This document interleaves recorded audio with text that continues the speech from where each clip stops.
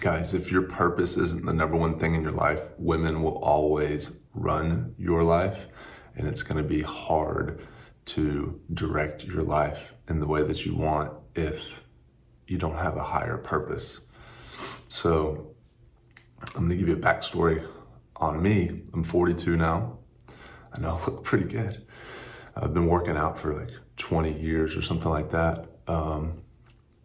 And basically went to high school, was a skateboarder, got into football. Dad said, sign this contract or I'm taking your skateboard away from you. So I went from skater to jock, and I was good at it. I was strong, I could bench. I ended up benching 300 by the time I was like a junior. I was always heavy, 220, 240. Barely made it out of high school. Got in trouble for when I was 19 for drinking and running from the cops, and got in a lot of trouble. I had no idea that that was such a big deal as running. And so after that, I decided to start getting my life together. Started studying. It took me 3 semesters to get out of community college into university. And then I started to thrive because I was around people who were from different parts of the world. I was born and raised in the South pretty much. And I didn't know people were smart and had hobbies and activities and different ways of thinking. And I got my undergrad in pre-med. Then, here's what messes you up. You get on the damn dating apps, met a girl who was older. It didn't mess me up. This is a part of my life that was what brought me here, which is why I can make the video and have this cool story with you. I went out to LA, met a girl, fell in love with a girl who's a pro skater and this and that and all this stuff, really interesting person, but she was older. And I didn't know that at the time. And she was deceptive on the dating app. So I'll go out to LA. And if you're younger, dating an older girl, they're gonna have the girls are already wiser faster because they have a lot more experiences faster. They mature faster at a younger age. But especially if you're like in your mid to late 20s and you're naive and you're from a small town in the South and you meet a girl who's been living abroad for 15 years. I got my lunch money taken.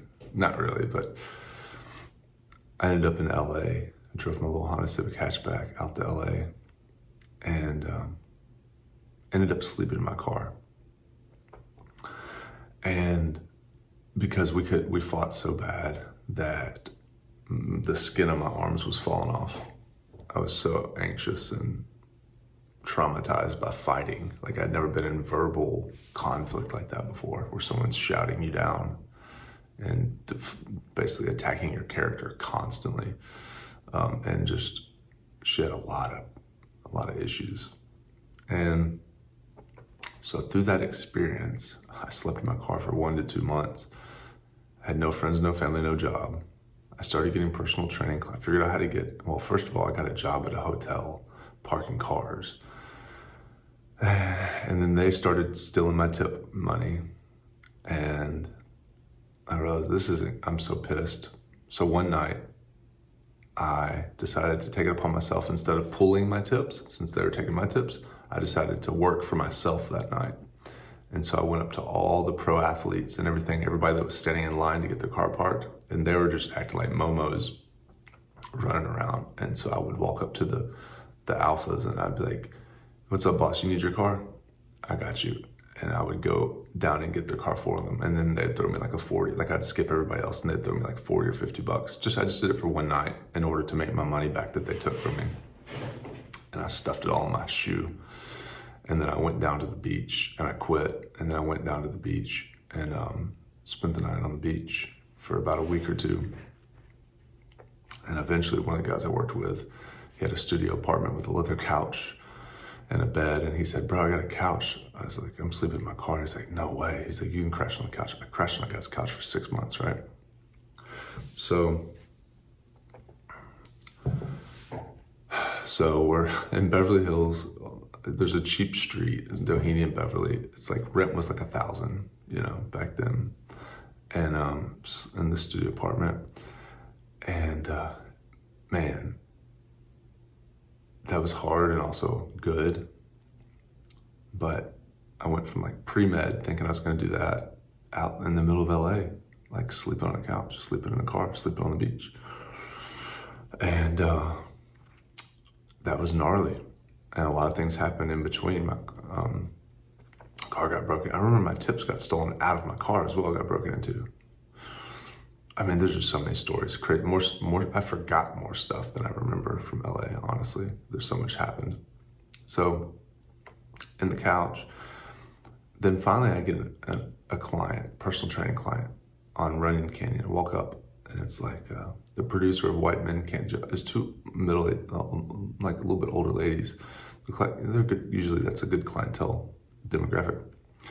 And they wanted to do personal. I said, hey, I'm new here. Would you guys like a free personal training session? I started training them, so $100 an hour. Then I realized you could make $100 an hour as a trainer. This is like 2010, 2011. Like, man, that's 15 years ago. So if you do 3, 4, 5 sessions a day, it's 500 a day. 5 times 5 is 25. That's 10,000 a month. 15 years ago, that's pretty good, right? It's still really good today.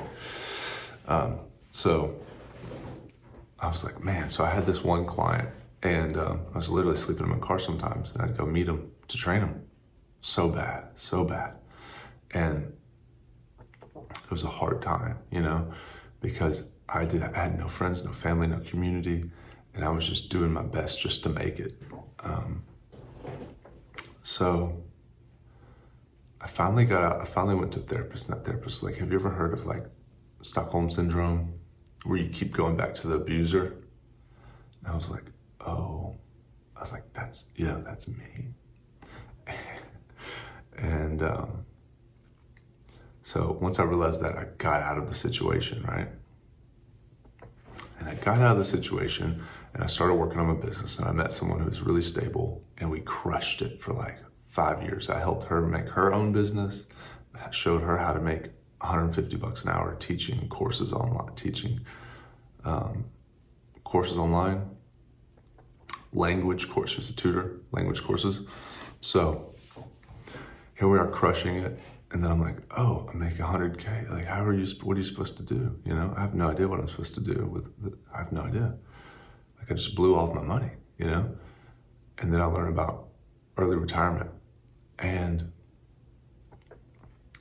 early retirement is, so you save up all the money that you have, you invest it, and then you're rich, and you don't have to work anymore for the rest of your life. So if you save 50% of your money, you can retire in like 15 years, something like that. So if you're starting at 20, you could retire at 35. If you start at 30, you could retire at 45, right?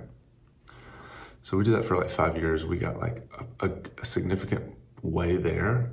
And then I lost my purpose again, because I didn't know what else to do. Because like, oh, I see, in 5 more years, we'll have this much. And then 5 more years, we'll have this much. And then you just don't know what to do with yourself. You're like, well, then what do I do with my life? What are we supposed to do?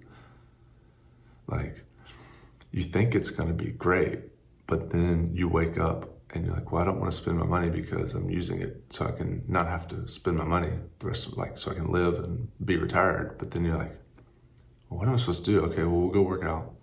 Okay, well, we'll go on a hike. All right, we'll come home and make a sandwich. It's like nothing. Like, you're not drinking, you're not doing drugs. You've got a stable relationship, so you're not hoeing. You're not like on the dating apps, like trying to, you have a family because they didn't want one.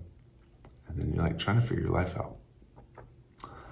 So that relationship ended because there's no family, and we didn't want to get married. We tried, and it just wasn't our vibe. It was more friend, companion vibes instead of, for whatever reason, I just didn't feel comfortable doing that when it came down to it.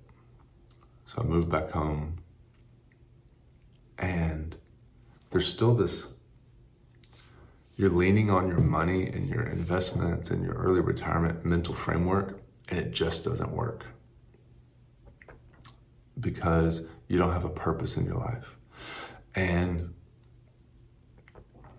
I can go to the pool, I can go to the sauna, I can go to yoga, I can go to the hot tub, I can get on the dating apps and date lots of girls.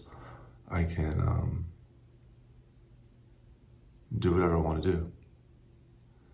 But that's not fulfilling. All I want to do is to work on something meaningful and focus on that with high intensity and flow state for like 8 to 10 hours a day. That would be great. That would be a good way to spend my life. But if you've been on the dating apps and you get used to getting that stimulus from women and dating and women and dating, if you don't watch it, that will become your purpose. And if that's your purpose, you will not be fulfilled, because another person can never fulfill you. You can go eat. I got an awesome friend who's a badass, who's a Marine and this and that. He ran a business and he's got a family. He's a solid guy, hardworking, solid guy. And I don't want to spend all day with him. And he's still, I think highly of him. Let's go work out, let's go eat Mexican, let's talk, catch up. And then a woman can only bring you so much security or comfort or pleasure or companionship or pleasure. It's really pleasure and companionship. That's, it's like eventually you'll take that for granted. There's nothing about that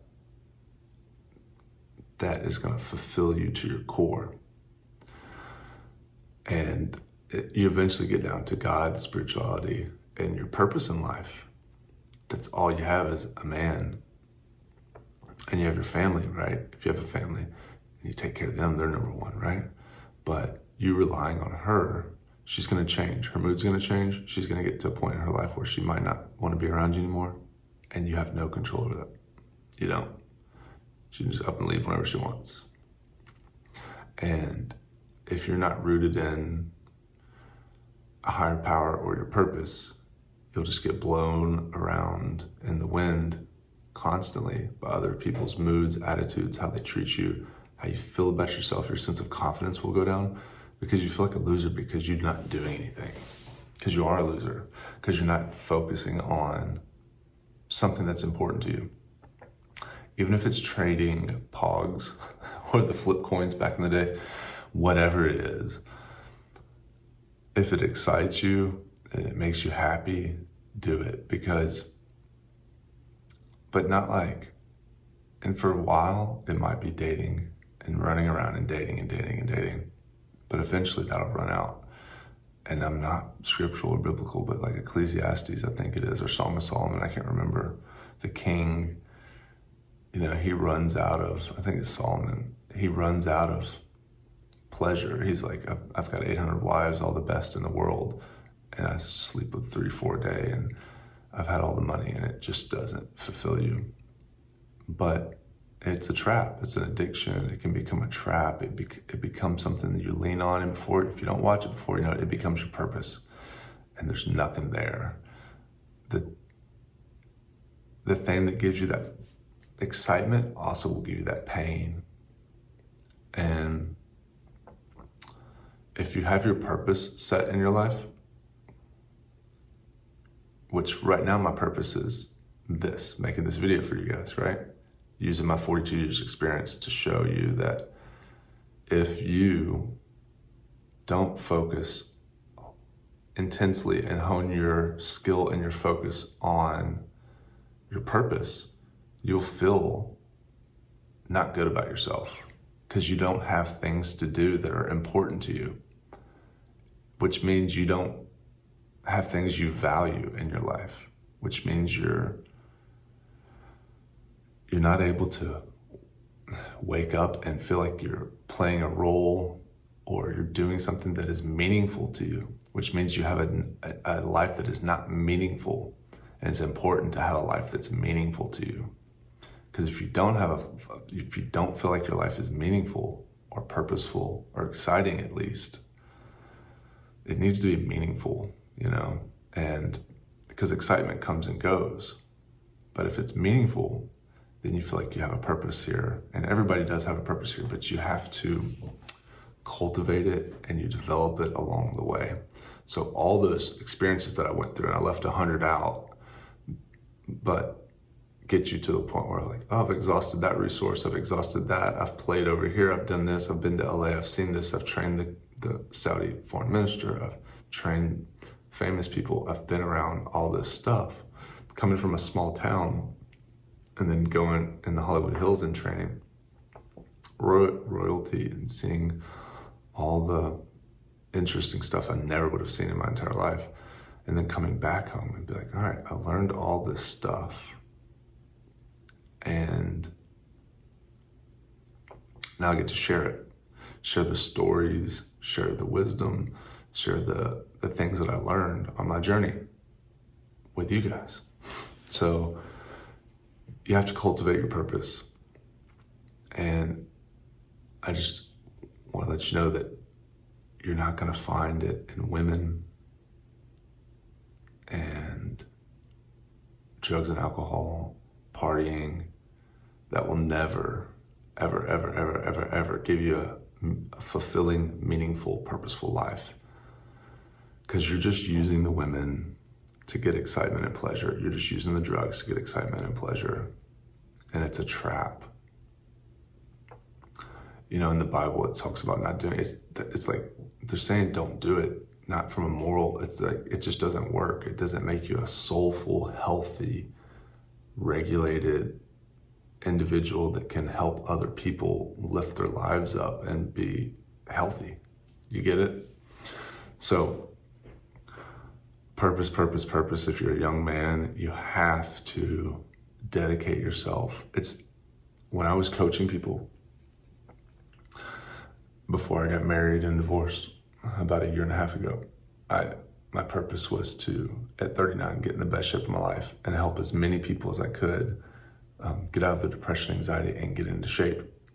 And that purpose, I'd never felt so. You do a character shift where you think you're this type of a person, and then you jump into, oh, I'm a coach. I help people. I'm going to share all my experiences, all my wisdom from my 25 years, my 11 years in LA, and help them use my life to learn from. And then I got a six pack. I lost 30 pounds at 40, got in the best shape of my life. And I felt amazing. And then I got thrown off in the marriage and the divorce and the fighting. And I still wasn't grounded enough to maintain space for another person. And my focus went onto the relationship instead of on my purpose. Focus gets distracted, your attention is too diffused, and you can't maintain your purpose. And purpose is primarily just focus of attention on one thing. So if you find something that excites you, do it as hard as you can, with as much focus as you can, to the best of your abilities, without expecting a type of outcome, and just find something that you can do, that you want to do, that's exciting to you, and continue to do it and follow that excitement. Follow the thing, not the things that you should do, but the things that excite you. And this is the most important thing to me, is to make this video. If there's something better I could be doing right now, I'd be doing it, but there's nothing better that I can do than talk about important subjects like this, because it might help one person. Go for the thing that's interesting and exciting, because you'll be able to do that for 10, 20, 30, 40, 50 years. And if you only do it for 5 and it runs out, you'll be able to shift a little bit, as long as you do it as hard as you can, because you'll learn, and then it'll shift into something else, and you do that as hard as you can, and you just stay on that path. If you're struggling and you're a man, always go back to your purpose. That's the one guiding principle. That's what God gave you to be here. I'm not even religious, but I know that's what it is. That God gave you this purpose for the goodness to come through you. Because when you're on your purpose, your goodness comes through. You're not sad, you're not depressed, you're not anxious, you're not selfish. When you're on your purpose, you have joy and you have gratitude and you have a willingness of spirit to help. That's the only way you're going to get that. You're in a giver, a kingly giving attitude versus a taking. Like, I'm not getting this from this girl. I'm not getting this from my work and my friends. That crappy mood people have, attitude. The only way you can get into that good state, that good flow state where the kingly giving, your cup is runneth over, your cup's full, you feel good, is by being in flow state. That's like God's state. I'm serious. I'm not making it up. It's like a spiritual state. When you're in flow on your purpose and you're thinking what you're saying and you're saying what you're doing and you're doing what you're saying, it's a symbiote. It's like this circle of life. And then you're in that, and man, it is like a God state. And you will just be like, it's flowing through you, and everything is okay in the world, and everything's okay in your life. It doesn't matter what's going on in your life. And then you're sharing that with other people. You're the light, and you're able to help people. That's really God. That is really, when people are quoting scriptures and quoting this and that and judging and all this and that's not it. What it is when you're in flow and you're doing the work that you've been put here to do, it flows through you, and you're the light of the world. You're able to help people because you're in that state. I'm serious. You're on your purpose. If you're created by God and you're doing your purpose, you're doing God's purpose. You're doing as long as you're in that state of trying to work on the things that's the highest excitement, you will go on and continue to push that out into the world in a positive way. I hope that helps you understand purpose and meaning and how it's useful. Sorry, my light went out. It is the only thing. It is God. I mean, I don't know. I didn't know I'd come to this conclusion in this video. It's literally as close as God as you can get, is by being on your purpose. Catch you next video.